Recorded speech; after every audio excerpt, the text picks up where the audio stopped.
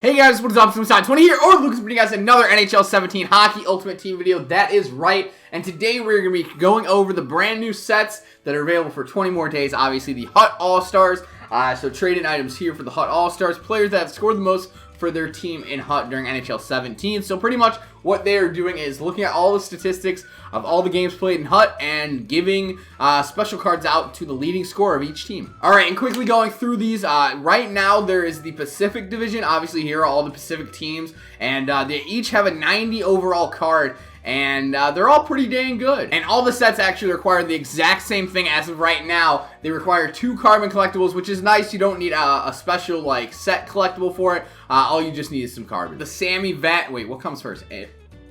A-R or A-H? Or A-N. Alright, quickly looking at the cards here, we have the 90 overall Sammy Vatanen, that is right. So, pretty good speed stats, obviously 95 across the board. Good shot as well, good defensive awareness, pretty beastly defenseman. But personally, I'm not a huge fan of his synergies.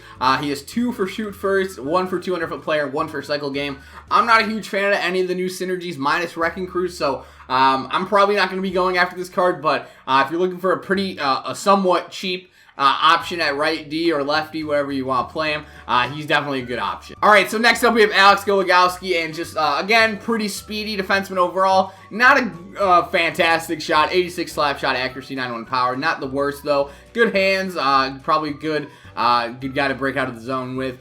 Decent defensive stats, nothing too crazy. Probably the worst card out of this bunch, to be honest. Maybe him or Toffoli. But again, looking at the synergies, really nothing to write home about.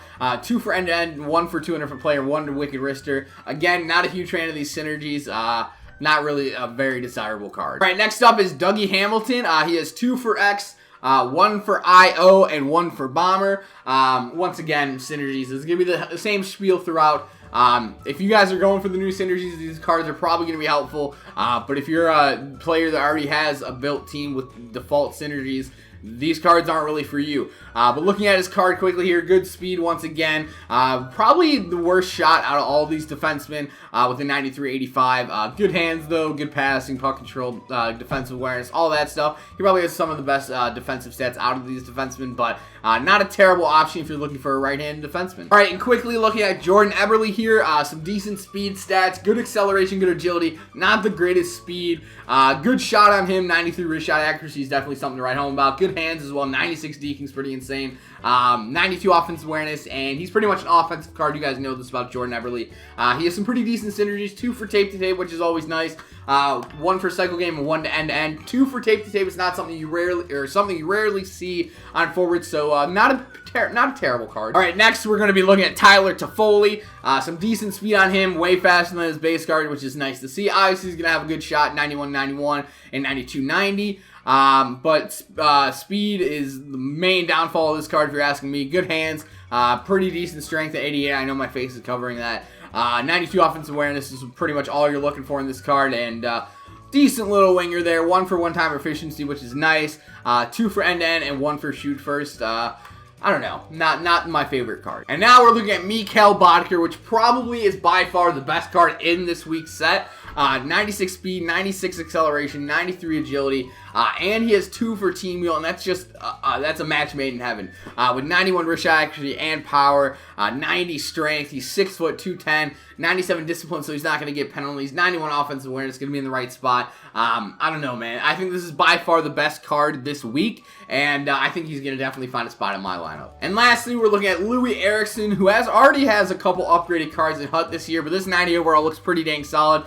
Good speed on him, obviously. At 6'2", 196, he's going to be a fast and kind of bigger guy that's going to be hard to knock off the puck. Pretty average shot, sadly, but he makes up for it in some decent hand stats. Good offense awareness, defense awareness, stuff like that. For his synergies, 1 for Dirty Angler, 2 for Call the Shot, and 1 for X. So once again, if you're looking to build with those new synergies, this card's right up your alley. So quickly looking at all these cards as a whole, with right now carbon going for around 60k, so I wouldn't pay more than 120 for any of these cards. Obviously, I think the only one worthwhile here is Mikhail Bodker's. He was a beast for me last year in Hut, and I'm always a huge fan of him in Hut.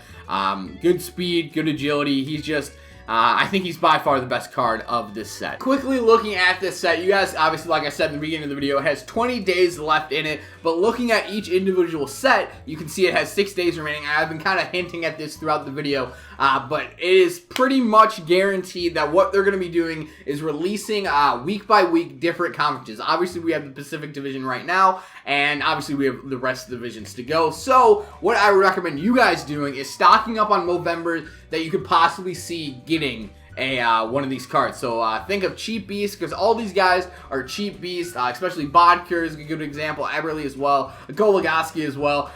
So if you look at each team individually and look at some cheap beasts, maybe like a Brandon Saad, maybe a good one for Columbus who has a Movember. Just going off the top of my head, I'm trying to think.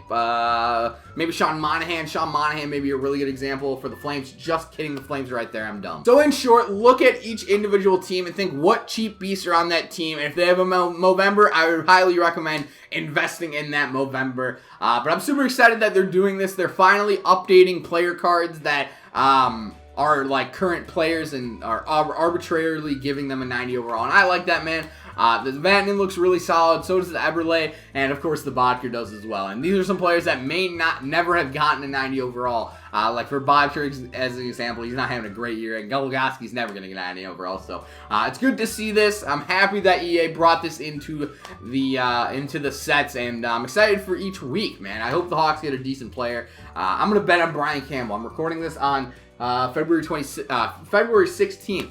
I'm calling Brian Campbell for the Hawks. Hopefully you guys did enjoy this video. If you guys did, let me know down below. Let me know any Movembers let me know any Movembers you guys are gonna invest in for this set, and maybe help people out in the comments if they have any questions regarding it. So hopefully you guys enjoyed the video. If you guys did, let me know, and I'll talk to you guys later. Come on!